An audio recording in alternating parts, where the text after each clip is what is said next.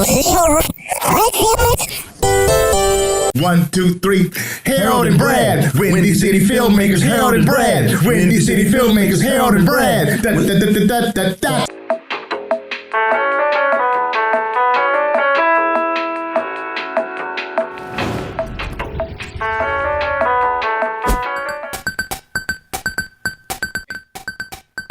All right, 3, 2, 1.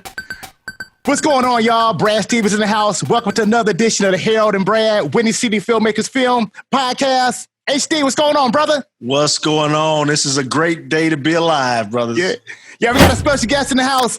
Carl Seaton in the house. What's going on, man? What's up, brothers? How y'all doing, man? I can't complain. Good to have you on the show, man. Great to be here, man. Great to be. I mean, it's a lot of history here between three cats. So no doubt. Yeah. Very special to me, man. I'm honored to even be invited to do this with y'all, man. So I was definitely excited when you asked me. I was like, of course, bro. Yeah, let's do it. So, yeah, That's what's up. That's what's up. Yeah, man. So, one of the first questions we always like to ask people is, what is your connection to Chicago and what type of art do you create? Oof. I mean, my connection to Chicago, I'm from the Hundreds. No doubt. You know, I was born in, it's funny because people ask, like, were you from the suburbs? You from the outskirts? Like, right. No, I grew up in the city. You know what I'm saying? And I was in high school. I grew up there, born there, grew up there, shot my first films there, went to film school at Columbia College in Chicago. So Chicago is a huge part of who I am and my voice, you know what I'm saying? And witnessing the, knowing about the 68 riots in Chicago, the political unrest, the organization of the gangs in the 70s. Anything we don't earn. We're not taking anybody from anything. The political unrest in the 80s when we announced our first black mayor have all been instrumental in me being a storyteller. And I carry that with me as a storyteller, and that fuels that into my filmmaking as well. So, no doubt. Yeah, man. And everywhere I go, here's the thing about Chicago, and this is universal. Chicago is a very blue collar, ethically work-driven town. And that mentality and that ideology I see in Chicagoans all over the country. You know what I'm saying? I can be in Atlanta, I can be in LA, New York, New Orleans, I can be in Canada. Chicagoans have that grit, that wherewithal to go get it done. We pull up our sleeves and say, let's get it done, let's get to it. So no doubt. That's the universal thing. So yeah, I hope that answers your question in a nutshell. But yeah, man, that is all through my veins. I'm proud of it and I never forget. Though I know I've been gone for a minute, but no, you'll never hear me say I'm from LA ever. Right.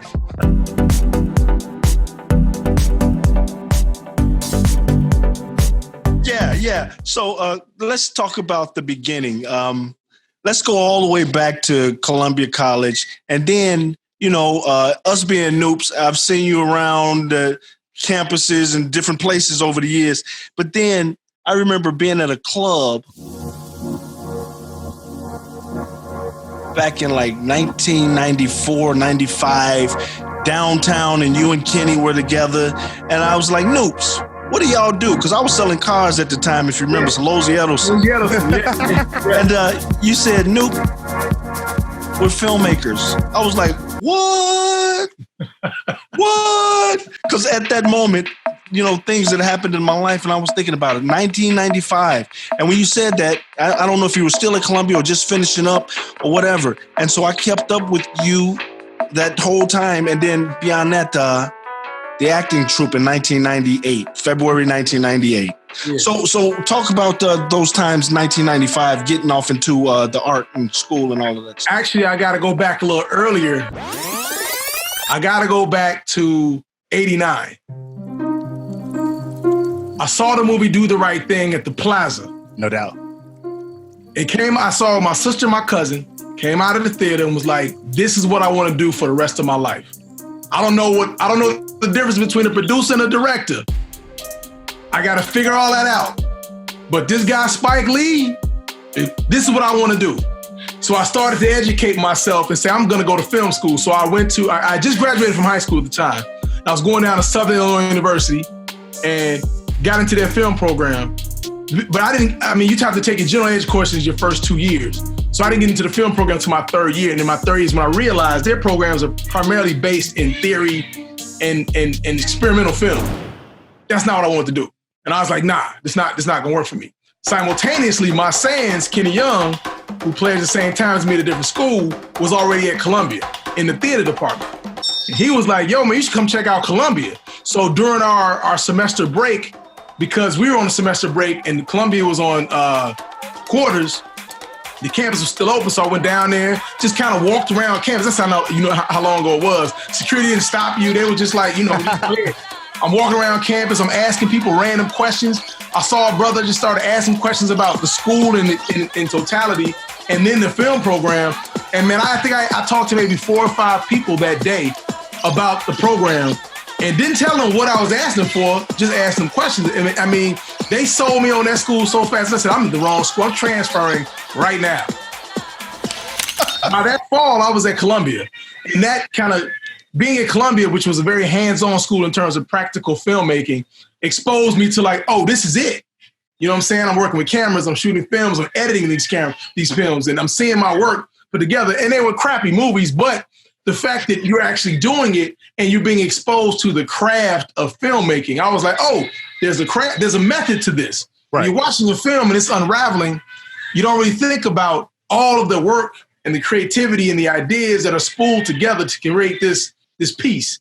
And school kind of exposed me to that. And it gave me the wherewithal to keep learning and keep educating myself. So graduated, I marched in 94, came out, me and Ken started writing together, did a short film. And in this film, we produced ourselves, we funded it ourselves and everything like that. That was the baptism of fire because everything that could have possibly gone wrong went wrong. All right. But what it showed us was reignited or just it magnified the fire to be a filmmaker. So when we ran up on you, I think we were at Dejois, as a matter of fact, because I remember that. When I was at Dejois, you're like, yeah, working Slow Jealousy, because you gave us a car. I was like, you working Slow Jealousy? I said, what? And I was like, I can't afford a car right now, but this is cool. He said, what do y'all do? I'm like, we filmmakers, man. And I remember that conversation because I remember reading in various books from various filmmakers, they're like, own what you want to be. You know what I'm saying? So even if, and all we had was that short film under our belt, but we was like, damn it, we filmmakers because we've done a film. That's right. It's not gonna be our last, but we done one.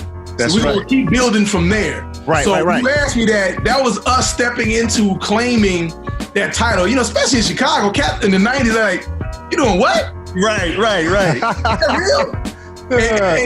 And keeping it 100 with you, man, we would get clowned by people. People clown us all the time. You know what I'm saying? Now, I'll say this, and this is why I love the Noops so much in the city, because the Noops gave us so much undying support. All the Noops were like, yo, keep doing that, Noop. Y'all can do that. Right. Man, go ahead, go for it. Keep going, which is really cool and needed because, like I said, you know, we're in a city, we're in a blue-collar town that's really rooted in reality where people don't really have time for dreams. And people kill dreams just out of necessity.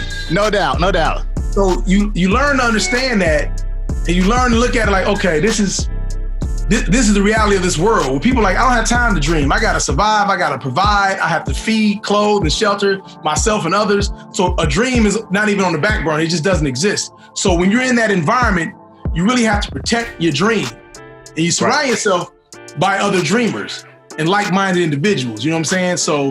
Yeah, to answer your question, and I know I went way left, but that's all good. It's all good. That's where it all stemmed from, man. You know what I'm saying? Just kind of protecting the dream. And another way to protect the dream was proclaiming, like, this is who I am, this is what I do. Because years ago, man, still in film school, when Ken and I first started writing, man, we made a proclamation. We made a pledge to each other, like, this is what we're going to do for the rest of our lives, or we're going to walk the earth. No doubt. I love it. You know what I'm saying?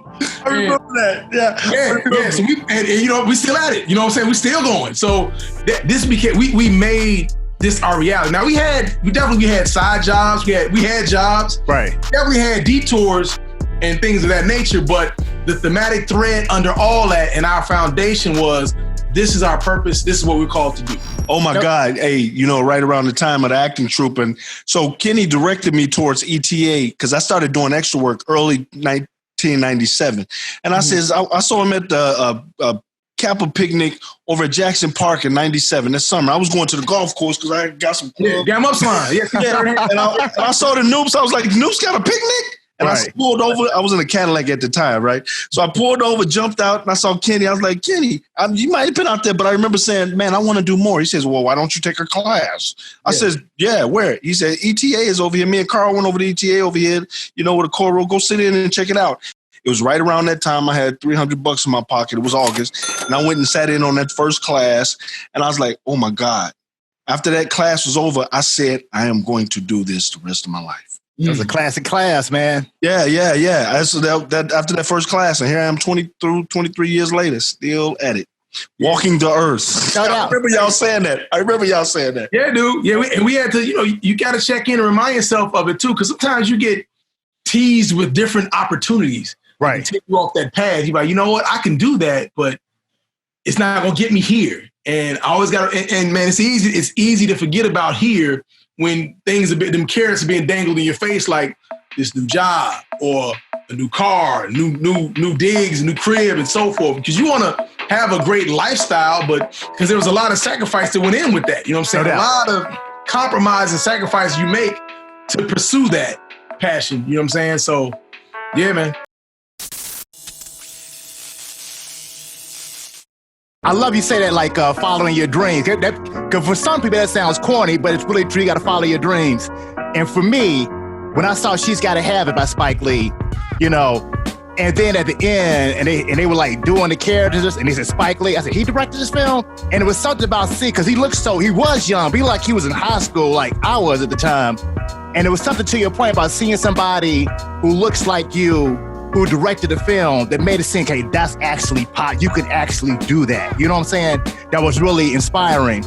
So how important is writing in terms of being a director to you? How important is being able to write and direct in terms of being a storyteller? Well, going back to Spike Lee, man. So not only did Spike, which was so dope, not only did he make his film, like his first 5 films, he'd make the film, then he'd write a book talking about the making of the film. Yeah, no doubt, yeah. Justify the process. And I'm like, oh shit, this is gold. So, so he was just iconic in that regard, man. And what he said in one of his first book, He's Gotta Have It, he said, writing creates jobs. No doubt. That's one thing that stayed with me once I got out of film school. Like, okay, no one's gonna hire me to direct anything coming out of film school with a film degree. You know what I'm saying? So I gotta hire myself first and foremost. You know what I'm saying? And so to get back to your question, writing is integral because number one, it creates jobs. And number two, it is the foundation in terms of filmmaking. It's the foundation of storytelling. You know what I'm saying? You build on the story from the screenplay.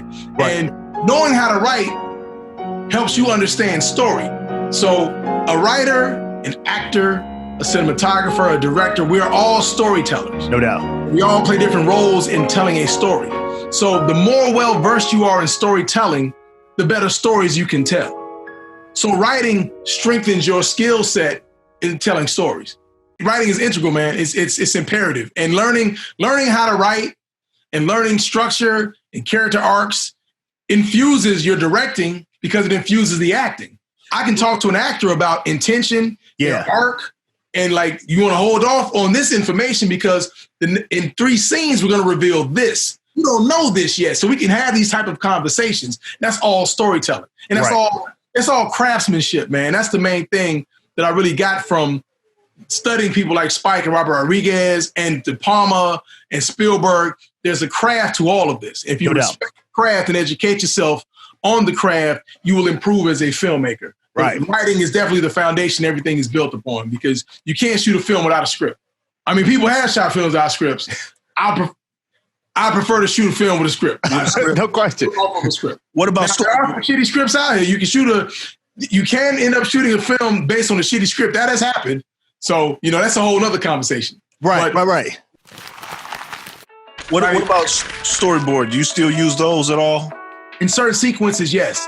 Yeah. If I have an elaborate sequence, storyboards will be used. But for the most part, shot list and just kind of do overhead maps and things of that nature. But if it's an intricate sequence, I will storyboard. For TV, you do storyboard for TV too? Yeah, you doing episodics? Yeah, because most of my films were all of a lower budget. No doubt. There was no, I mean, I didn't have time or days for intricate sequences. You know what I'm saying? So Right. Once I started getting into episodic television and dealing with more intricate, set pieces and things of that nature, storyboards started coming, like, fires and bus flips and chase sequences. I was watching Snowfall. I was sitting up in the in the room at night watching Snowfall. I watched every episode, blah blah blah. And it was this one episode. I think it was like episode 10 last season, whatever. And the one that you had done. I did eight. Yeah, I'm sitting there watching this episode, and it was intense. And then as it got to that end, the kitchen scene, I was like, "Is he? Isn't he? Is he? Isn't he? Is he? Isn't he?" Boom! I was like, "Oh my God!" And then I was like, "Let me look at the credits." And then boom, there you were, right there in the credits. I was like, "Carl directed this." I sent you a text right there, like, "Oh my God!" Yes, you did. Yeah, man. Amazing. So were you nominated for that episode? Yeah, I was nominated for an Image Award. Yeah, NAACP Image Award. I lost to 50 Cent, which I was like, but it's all good. Right, no doubt. It's all good. I was happy to be. I mean, look, people I was nominated with Ava DuVernay and Debbie App. You know what I'm saying? 50 and but yeah, like I said, I was just happy to be. I was just happy to be nominated, man. And I didn't go in with the intention of I'm gonna get a nomination for this. I just go in to do the work. You know what I'm saying? And try to put my best foot forward and just any opportunity I get to direct, man, I want to do my very best. You know what I'm saying? No question. Right.